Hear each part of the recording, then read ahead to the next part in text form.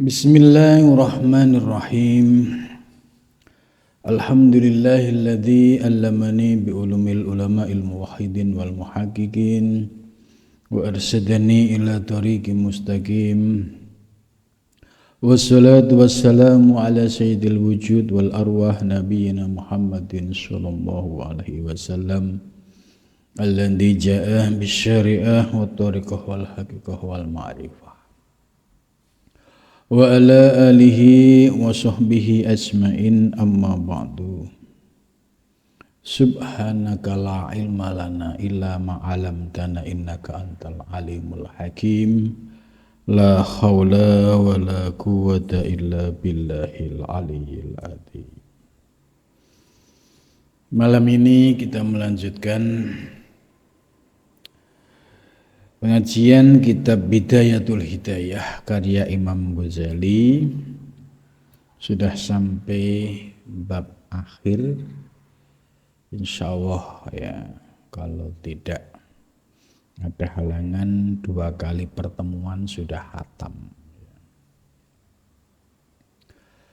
Pembahasan malam ini yaitu terkait sikap beragama kita.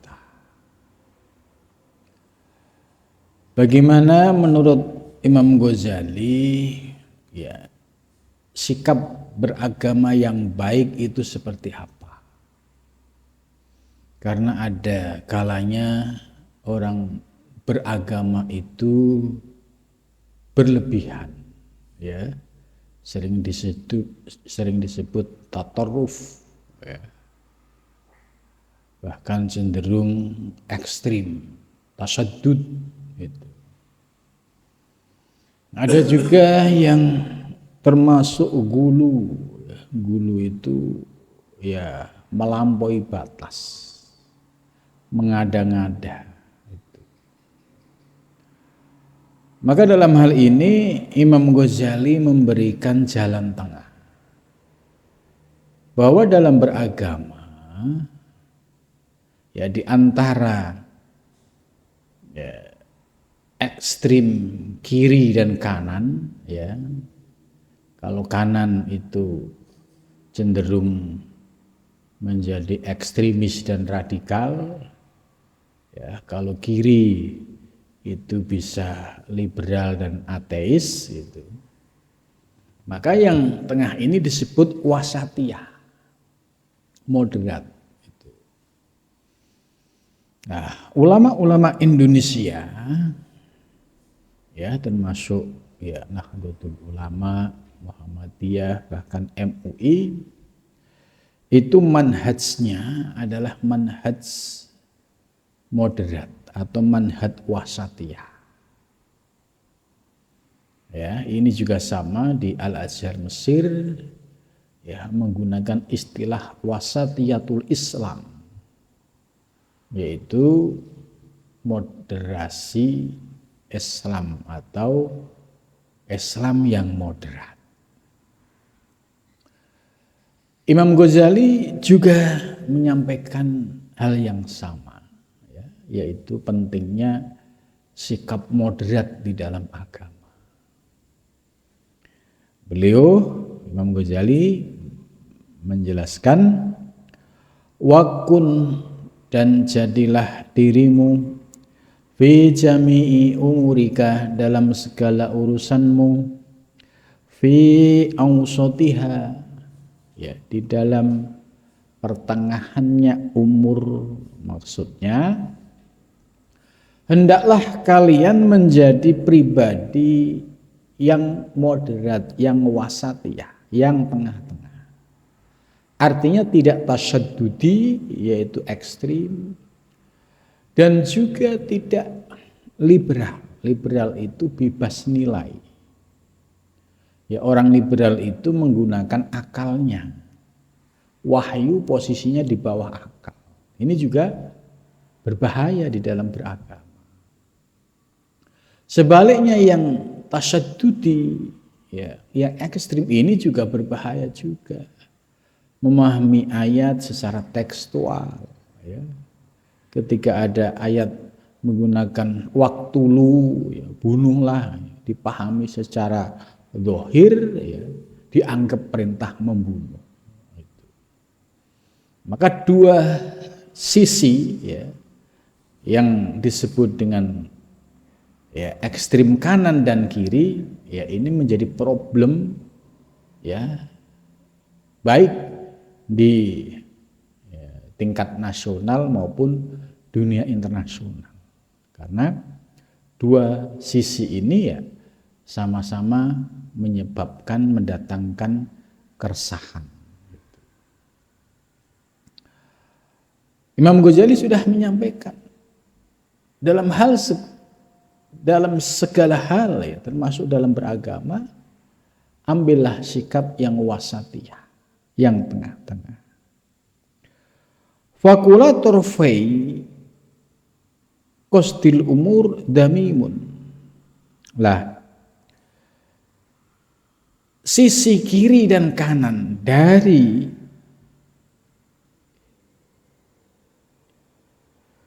tengah-tengah tadi, sisi kiri kanan, itu adalah damimun, ay madmumum, yaitu tercela, indallah, di sisi Allah, wa indan nasi, dan di sisi manusia. Nah, lebih konkretnya, ya, seperti apa sih contoh, ya, orang yang beragama, ya, sisi ekstrim kiri misalnya. Ya, tadi sudah saya jelaskan, ekstrim kiri itu orang-orang yang berpikir dalam beragama menggunakan rasional murni. Bahkan mereka meletakkan Al-Quran itu di bawah akal. Maka pertimbangan dalam beragama, ya, semua akal. Termasuk kalau ada surat-surat atau ayat-ayat di dalam Al-Quran ketika dianggap tidak masuk akal, itu dikritisi oleh mereka. Nah, inilah yang disebut dengan kelompok liberal. Dan ini juga, ya, berbahaya, karena selangkah lagi bisa menjadi ateis. Sebaliknya, orang yang di sebelah kanan ini juga tasyadud, ekstrim kanan. Ya, mereka beragama tapi memahami agama sebatas tekstual, tidak memahami, ya, secara kontekstual. Nah, munculnya kelompok-kelompok yang menjadi bagian dari terorisme, ya, atau orang-orang yang terlibat dalam gerakan ekstremisme terorisme ini dilatar belakangi oleh pemahaman yang dogmatis, yang tekstual tadi. Ya, seperti misalnya mereka menganggap, ya, negara Indonesia ini masih dianggap togut, gitu, karena belum berdasarkan Quran dan hadis. Jadi mereka berkeyakinan seperti itu, tidak memahami substansinya. Padahal di Indonesia ini, ya, nilai-nilai Pancasila substansinya, sumbernya dari Al-Quran. Ya, coba bisa dicek, ya, mulai dari sila pertama. Ya, ketuhanan yang Maha Esa itu kan sama saja ayat wa ilahukum ilahu wahid. Gitu. Jadi apa yang ada di dalam dasar negara kita memang menggunakan istilah-istilah lokal. Ya, Pancasila, ya, Bhinneka Tunggal Ika. Tapi secara substansi, ya, semua merujuk pada ayat-ayat Al-Quran. Ya, dari sila 1, kedua, ketiga, keempat, kelima, semua ada ayatnya. Nah, ini yang disebut substansinya. Begitu juga Bhinneka Tunggal Ika juga cukup banyak ayat-ayat yang menjelaskan tentang keragaman, ya, yang ada di tengah masyarakat ini. Maka bagi kelompok yang berpaham ekstremis tadi, ya, dianggap ini masih kafir, masih togut, ya, maka halal untuk membunuh mereka lah, ya. Paham takfiri inilah yang menyebabkan ya orang akhirnya berani melakukan bom bunuh diri. Ya, sebab dia meyakini ketika dia berjuang dengan melakukan bom bunuh diri, berarti dia telah berjuang di jalan Allah dan matinya syahid dan akan dijemput oleh 72 bidadari. Nah, doktrin ini ya sering digunakan oleh kelompok ya doktriner, yaitu orang-orang yang mendoktrin calon korban dengan ayat ini, hadis ini gitu. Ya akhirnya karena mereka tidak memiliki pemahaman keagamaan, ya merelakan dirinya menjadi korban. Ya, padahal orang yang melakukan bom bunuh diri itu sama dengan ya mati dengan cara tidak diridhoi oleh Allah Subhanahu wa taala. Sebab ada korban baik yang mati terbunuh maupun terluka, dia akan nuntut kepada Allah nanti. Jangan sampai orang yang melakukan kerusakan ini tidak dimintain pertanggungjawabannya. Bagaimana mungkin dia akan melenggang bersama 72 bidadari, ya sementara ada hukukul adami, hak-hak Adam, yaitu orang yang menjadi korban, ya baik keluarga yang ditinggalkan maupun yang mati pasti akan menuntut di hadapan Allah. Pasti akan ditarik oleh Allah. Bagaimana mungkin kamu telah merugikan banyak orang kok pengen masuk surga dengan iming-iming 72 bidadari. Lah, orang-orang yang menjadi korban ini kebanyakan ya orang awam. Gitu. Maka Imam Ghazali ya memberikan solusi yang terbaik itu adalah wasatiyah. Ya, kalau di NU itu ada prinsip tawasud, ya itu moderat, tasamuh itu toleransi, iktidal tegak lurus. Ya. Ini merupakan prinsip-prinsip yang menjadi karakteristik dari orang yang mengikuti ajaran Ahlus Sunnah wal Jamaah. Nah, maka Imam Ghazali ini termasuk bagian dari ajaran Ahlus Sunnah wal Jamaah, yaitu yang mengikuti manhaj wasatiyah atau manhaj moderat. Kama kila sebagaimana dikatakan, alaika bi'ausatil umuri, alaika wajib bagimu bi'ausatil umuri, dengan pertengahan segala perkara. Itu pertengahan segala perkara, ini yang dimaksud wasatiyah, tengah-tengah moderat itu tadi. Tidak ekstrim kanan, tidak ekstrim kiri.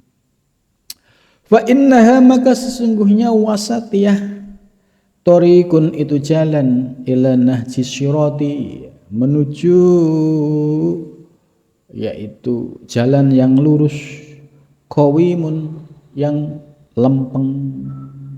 Jadi orang yang berpegang teguh pada akidah Ahlus Sunnah wal Jamaah, pasti sikapnya dalam beragama itu wasatiyah, yaitu moderat. Nah, kalau ini dijadikan sebagai pedoman atau pegangan, insya Allah akan membawa keselamatan, akan membawa pada jalan yang lurus, ya, tidak belok ke ekstrim kiri dan juga tidak belok ke ekstrim kanan.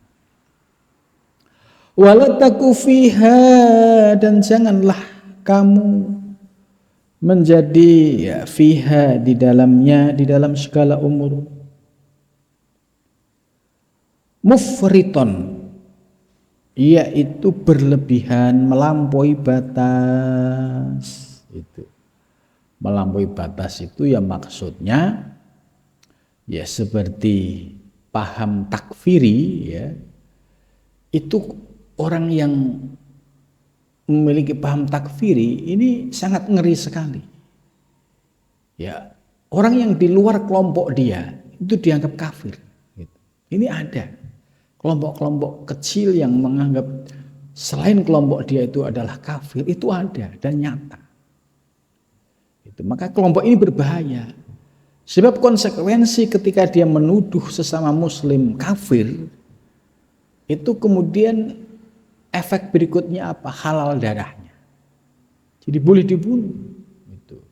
Maka inilah yang menjadi prinsip bagi orang-orang yang terkena doktrin takfiri ini, ya, dia berani membunuh orang lain atau berani melakukan bom bunuh diri karena menganggap bahwa selain kelompok dia itu adalah masih kafir. Padahal ya kita umat Islam ya sudah bersahadat, ya menghadap kiblatnya pun juga sama, ahlu syahadah dan ahlu kiblat, tapi oleh kelompok ekstrim ini karena dianggap tidak sepaham, dianggap tidak baiat dengan amirnya, nah, kemudian dituduh kafir. Nah, ini bahaya ajaran-ajaran seperti ini membahayakan stabilitas negara. Dan ini ya sudah menjadi PR ya, Densus 88 dan lain sebagainya. Itu pasti ketika ada kelompok teroris yang tertangkap, ya ketika dilacak pemahaman keagamaannya pasti dari pemahaman takfiri.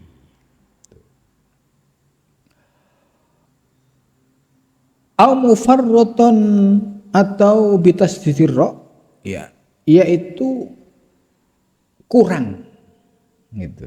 Jadi janganlah kamu di dalam beragama itu melampaui batas dan juga nakis. Nakis itu ya mengurangi.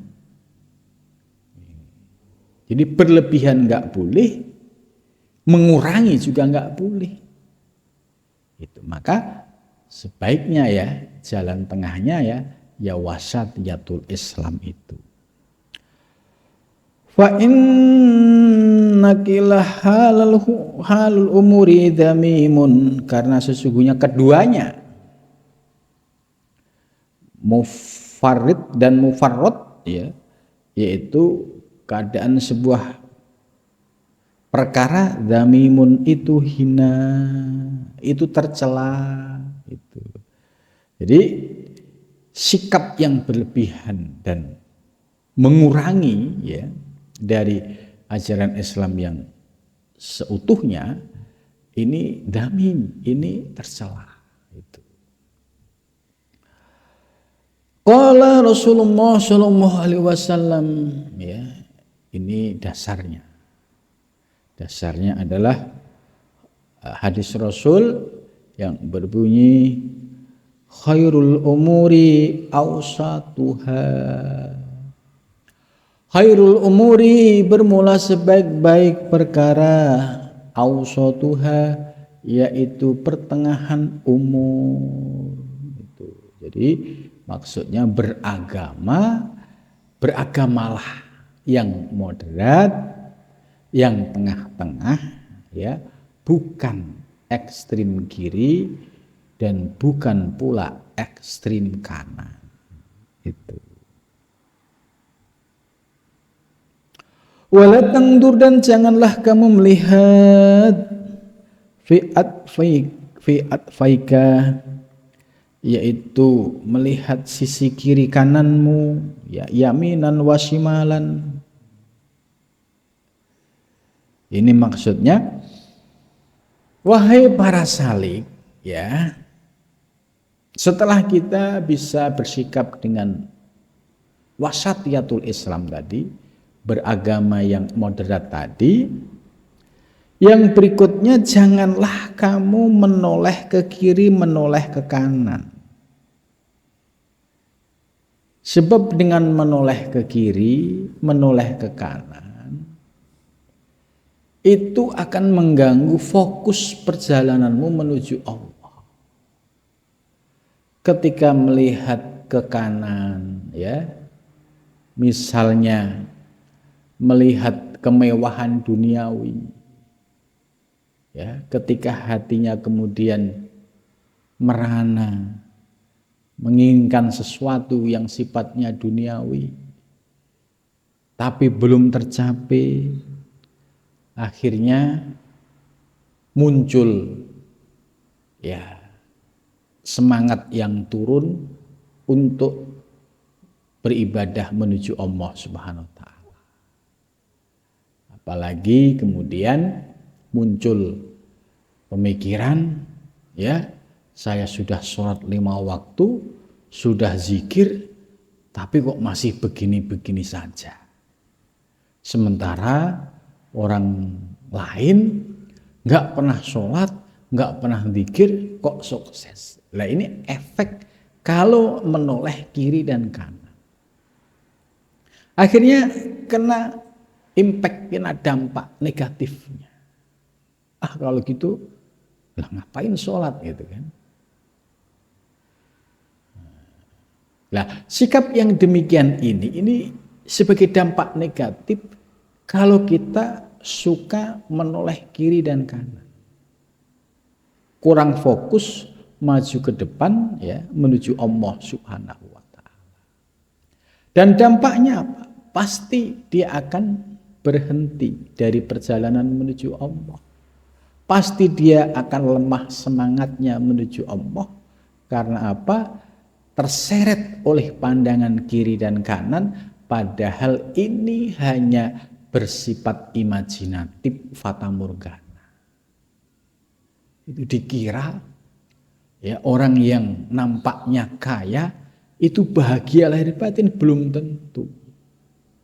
Banyak orang yang nampaknya kaya tapi gelisah juga banyak. Tapi tidak sedikit orang yang rezekinya pas-pasan tapi ada ketenangan batin. Kenapa? Karena kekayaan yang sesungguhnya bukan materi tapi kekayaan hati, bisa menerima apapun yang diberikan oleh Allah Subhanahu wa taala dan bisa mensyukurinya. Banyak orang yang diberikan harta melimpah, tapi karena tidak bisa bersyukur, akhirnya merasa kurang dan kurang. Tapi ada orang yang pas-pasan rezekinya, tapi tenang, ibadahnya tenang. Karena yakin bahwa rezekinya sudah pasti dijamin oleh Allah. Nah, ketika dalam posisi pas-pasan pun dia bisa bersyukur kepada Allah. Alhamdulillah masih diberikan rezeki ya, dibandingkan ya ada yang masih susah untuk makan. Jadi selalu ada rasa syukur yang muncul di dalam dirinya apabila kita memiliki kesadaran yaitu selalu bersyukur kepada Allah Subhanahu wa taala. Wala taksur, dan janganlah memperbanyak al-iltifat yaitu noleh ila waraika, kepada belakangmu. Jadi noleh kiri kanan saja nggak boleh. Apalagi noleh ke belakang, mundur. Nah, kalau noleh ke belakang, dia akan terbawa oleh masa lalu. Dia akan terbawa oleh hal-hal yang membuat turun semangatnya. Karena dia pikirannya terbawa mundur lagi. Sementara posisinya sudah menjadi seorang salik yang sedang menuju Allah Subhanahu wa taala. Ya. Dampak dari menoleh ke belakang itu yaitu munculnya lemah semangat, ya, bahkan bisa terhenti, bahkan bisa tertinggal dari yang lain dalam menuju Allah Subhanahu wa taala. Jadi artinya Imam Ghazali mengajarkan kalau kita sudah menjadi seorang salik, ya sudah jalannya lurus ke depan menuju Allah, tidak noleh kiri kanan, apalagi noleh ke belakang. Pasti akan tertinggal, ya pasti dampaknya adalah akan turun semangat, bahkan berhenti dari menuju Allah Subhanahu wa ta'ala. Wala taqfu alal jamaah, dan janganlah kamu berhenti alal jamaati, atas jamaah. Ini berkaitan dengan etika atau adab. Maksudnya ketika ada banyak orang yang sedang duduk di satu majelis, ya, kemudian kita berjalan tanpa ada hajat yang terkait diniyah agama, ya, maksudnya misalnya dia nggak ada kepentingan apa-apa, ya, kemudian melewati banyak orang yang sedang duduk di majelis. Au dunyawiyatan, misalnya ada urusan dunia atau lainnya. Nah, sikap berhenti, ya, di tengah-tengah jamaah itu, ya, bisa mengganggu para jamaah yang sudah lebih awal datang, ya, dan ini juga termasuk adab yang kurang baik. Ya, misalnya dia datangnya belakangan, tapi tiba-tiba, ya, langsung maju ke depan, terus, ya, sikut sana sikut sini, gitu, untuk bisa mendapatkan satu tempat duduk. Lah, oleh Imam Ghazali, ya, ini tidak boleh dengan cara seperti ini. Hormatilah orang yang lebih dahulu. Kalau memang dia ada di depan, ya sudah, biarlah mereka yang ada di depan. Kalau kita datangnya belakang, ya sudah, duduk di belakang tanpa harus melangkai banyak orang. Karena ketika kita melangkai banyak orang ini, batinnya setiap orang ini beda-beda. Itu.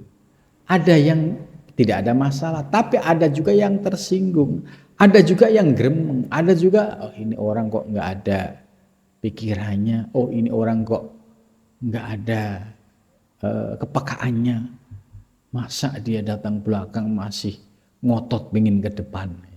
Nah ini, lah Imam Ghazali itu jangan sampai, ya, mengingatkan kepada kita, Imam Ghazali, jangan sampai kita melakukan satu tindakan itu melukai pihak lain. Gitu. Jadi jangan sampai kemudian terhenti pada satu tempat sementara tempat itu, ya, sudah penuh dengan banyak orang. Jadi substansi yang disampaikan oleh Imam Ghazali, ya, jangan sampai tadi menyinggung perasaan, apalagi sampai membuat orang itu ngedumel, gremeng, ya, ngomel-ngomel, terus tidak ikhlas. Nah ini nggak boleh di dalam dunia tasawuf, harus dihindari. Apabila seorang paham, ya, ajaran seperti ini, ya, ketika dia datang di majelis, kalau datangnya belakang, ya dia akan menerima. Ya memang saya belakang, nggak ada masalah di belakang. Tidak harus saya harus di depan, gitu. Saya kan tokoh, saya kan orang penting.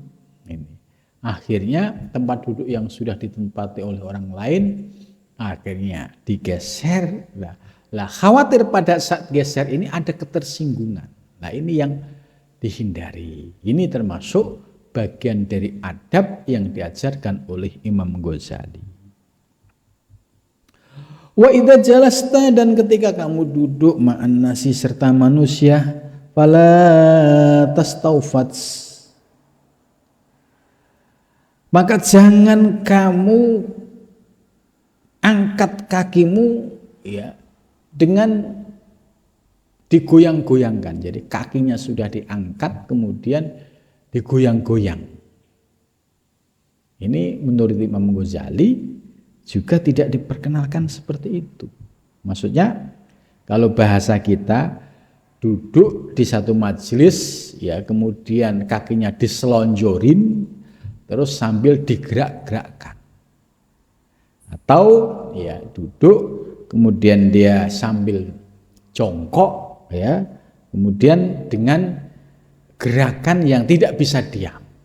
Nah, kenapa demikian Imam Ghazali tidak membolehkan? Karena bisa mengganggu kiri kanannya. Misalnya yang satu sudah duduk ya dengan tenang, tiba-tiba ada orang yang dengan gerakan kaki yang nggak bisa diam tadi, ya, maka dampaknya adalah kiri kanan pasti akan tersinggung atau bisa keluar kalimat yang tidak enak ya, karena melihat orang tersebut mengganggu dari kondisi yang mungkin saat dia duduk itu dalam posisi sedang iktikaf misalnya. Watahfad, dan jagalah min tashbiki asabiika, dari melebarkan jari-jarimu. Maksudnya tasbik itu ya seperti gini. Jadi tangannya ini nggak bisa diem. Ya bergerak satu masuk ke jari yang lain ya. Ai idkhalu ba'dhiha fi ba'din, masukkan yang satu kepada yang lain. Nah, ini nggak boleh karena dianggap ya membuat orang lain di sekitarnya, atau apalagi kita sedang berbicara dengan orang lain. Nah, sikap yang seperti ini termasuk sikap yang kurang sopan. Gitu. Jadi nggak bisa diem, gerak gitu terus. Ya. Wa minal abasi, dan dari abas yaitu main-main sedagurau, ya, main-main bilihiyatika dengan jenggotmu, wa khotimika dan cincinmu. Jadi nggak bisa diem gini, terus cincinnya dibolak-balik. Nah, ini gerakan-gerakan yang seperti ini oleh Imam Ghazali ya hendaklah dihindari. Ini bagian dari adab seorang salik ya ketika berhadapan atau bermuamalah dengan pihak lain. Gitu. Wa tahlili asnanika, dan tahlil itu ya ngutak-ngatik sela-sela gigi. Misalnya ada sisa makanan yang terselip gitu ya. Itu tahlil, nyela-nyelani asnan. Asnan itu gigi. Nah, ketika berhadapan dengan orang ya ini harus dihindari. Karena ini termasuk ya aktivitas gerakan yang kurang sopan, yang tidak baik. Ini. Wa idkhali asabiika, dan masukkan jarimu fi anfika, di dalam hidungmu. Sedang ngobrol terus ngulek-ngulek hidung. Ini juga oleh Imam Ghazali ya tidak dibenarkan karena tadi qalilul adab ya, menyebabkan kurangnya adab ketika kita sedang berinteraksi dengan orang lain. Jadi menurut saya ya luar biasa apa yang disampaikan oleh Imam Ghazali ini ya dari abad 12 ya, sekarang abad 21 ya. Tentu ini ajaran yang luar biasa dan sangat relevan. Nah, terutama kita yang hidup di zaman modern, kalau kita berpegang pada ajaran yang disampaikan oleh Imam Ghazali, ya pasti akan muncul ya sikap adab yang bisa diamalkan ya ketika kita sedang silaturahmi atau misalnya sowan dengan para kiai atau berinteraksi dengan banyak orang atau tamu. Kemudian selanjutnya wa min kasrati busokika, dan dari banyaknya ludahmu. Jadi sedang ngobrol terus ngeludah ke kiri ke kanan, ya. Ini juga termasuk ya tidak sopan, tidak pantas ya. Kalau sedang berinteraksi ngobrol dengan orang kemudian meludah kiri kanan.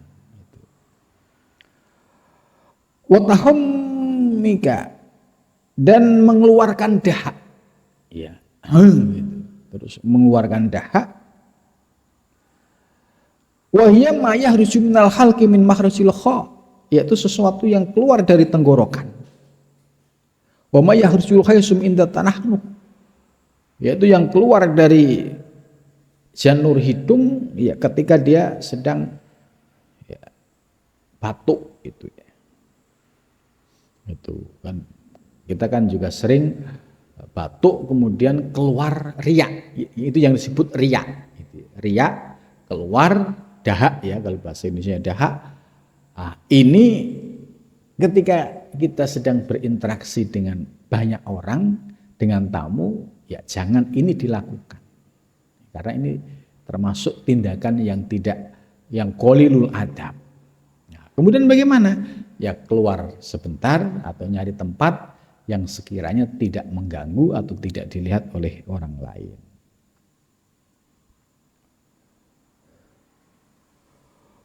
Watardid dubabi, dan nyeplek dubab. Dubab itu lalat ya. Jadi ada lalat lewat di depannya langsung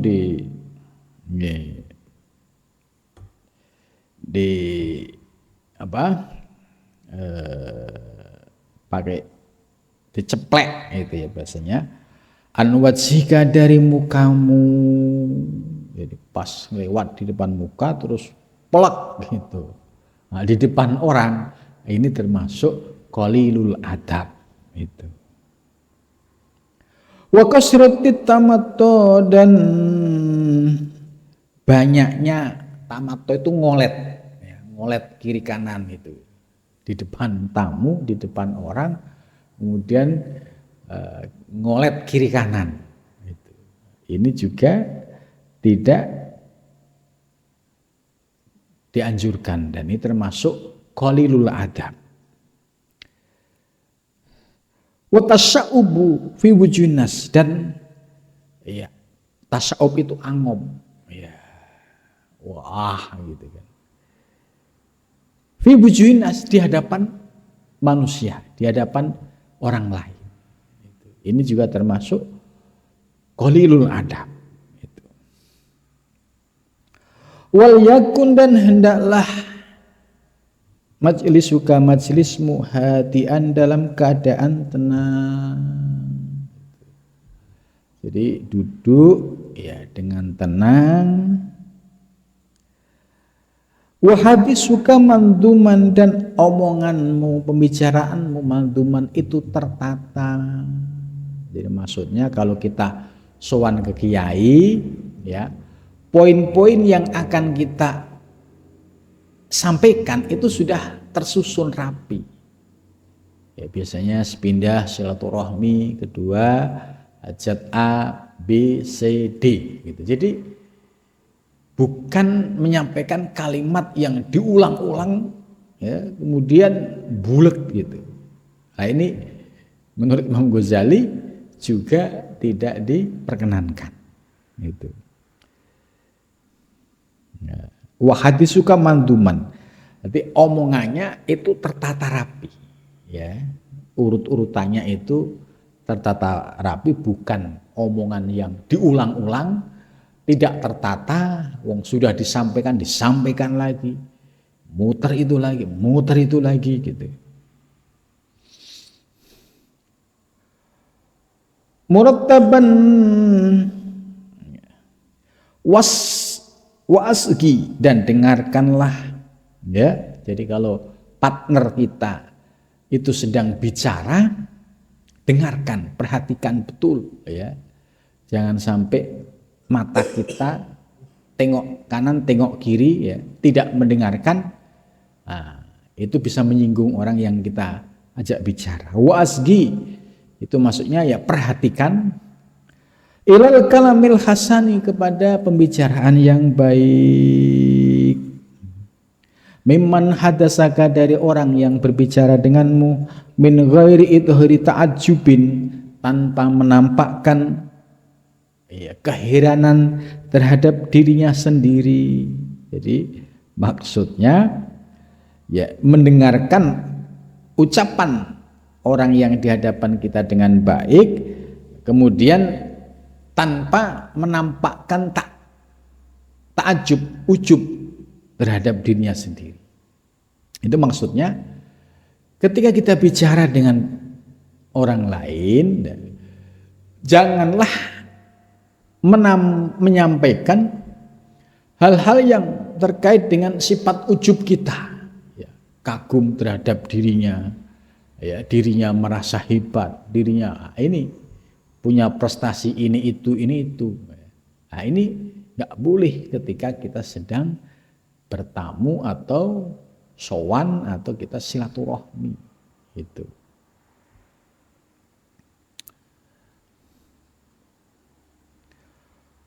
Wala tas'alhu i'adatahu, dan tidak boleh kamu meminta untuk mengulangi ucapan itu. Jadi meminta untuk diulang lagi itu juga tidak sopan.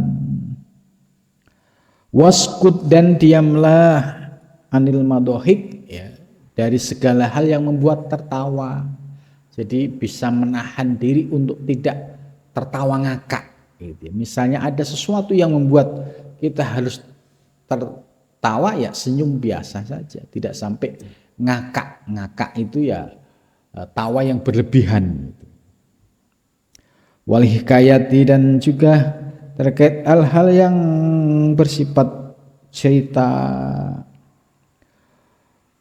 Wala tahdas, dan janganlah kamu berbicara min ijabika, dari kekagumanmu, biwaladika, dengan anakmu. Ini juga sebagai etika ketika bicara dengan orang lain, ya tidak usah menyampaikan tentang ijabuka, yaitu kekagumanmu terhadap biwaladika, terhadap anakmu. Wala syariatuka, dan bukan pula pada anak perempuanmu. Wala syi'ruka, dan bukan pula pada syairmu, maksudnya dia punya prestasi, punya syair yang bagus, atau dalam dunia modern ini punya karya ilmiah yang bagus gitu ya. Ya, itu tidak usah untuk dipamer-pamerin, itu tidak usah. Wala kalamuka, dan bukan pula ucapanmu, wala tasnifuka, dan juga tidak pamer karyamu gitu. Kalau dunia akademis, oh saya punya karya Scopus misalnya. Nah, itu tidak perlu untuk disampaikan kepada orang lain. Wa syairu ma yahussuka, dan segala sesuatu yang menjadi kelebihan itu tidak usah disampaikan kepada orang lain. Wala tatasna, dan janganlah kamu berbuat, ya, tasannu itu berbuat, tasannu al mar'ati, seperti tasanuknya perempuan. Tasannu itu ya berbuat sesuatu yang mengada-ngada itu. Ya, maksudnya fitajin, di dalam pepahis. Wong laki-laki kok pakai bedak gitu kan, pakai macam-macam seperti perempuan. Nah, ini nggak boleh menurut Imam Ghazali. Gitu. Wala tabaddul al-abdi, dan juga tidak boleh ya menghinakan diri, ya seperti kayak menghinakan seperti seorang hamba. Maksudnya ya tidak boleh terlalu merendahkan diri gitu, karena takut ujub kemudian merendahkan diri dengan memakai pakaian yang sobek, yang kotor, ya ini nggak boleh seperti itu. Ya biasa aja, normal gitu. Wa tauqidan jauhilah kasratal kahli, yaitu memperbanyak celak ya, celak yang di mata itu, wal israfi dan berlebihan, fitihni di dalam memakai minyak rambut ya. Jadi berlebihan minyak rambut dan celak itu juga tidak dianjurkan. Wal talaki, dan juga tidak boleh fil hajj fi talabihan finnas, yaitu tidak boleh apa itu ayla tuwadib mukbilan fil hajat ay fi talabiha minnas. Maksudnya dia ya mengada-ngada ya dalam satu hajat di hadapan manusia. Wala tasajja ahadun ala ityani dzulmi, dan janganlah ya ailata guronna ya, janganlah kamu tertipu ahadan pada seseorang ala ityani dzulmi, atas mendatangkan kedzaliman. Wala ta'lam, dan janganlah kamu mengetahui ahadan seseorang min ahlika, dari keluargamu, wa walidika, dan anakmu, fadlan, terlebih an ghairihim, dari yang lain, miqdara malik ya, perkiraan seperti ya, seorang raja. Fa innahum in ra'uhu qalilan, jikalau mereka tahu ya, bahwa itu sedikit, hananta alaihim ya, kalau kamu ngomong banyak ternyata ya ketahuan kartumu ya, justru menghinakan dirimu. Wa in ra'ahu kasiran, dan jikalau mereka melihat itu banyak, lam tablugh qattun ridhahum, kalau kamu cerita tentang prestasi macam-macam ya, nah itu juga tidak sampai membuat mereka itu senang gitu loh. Jadi lebih baik ya berbicara sesuai hajatnya, tidak terlalu berlebih-lebihan ya, dan juga tidak terlalu ya pas-pasan. Jadi yang tengah-tengah. Ya, sampai sini dulu.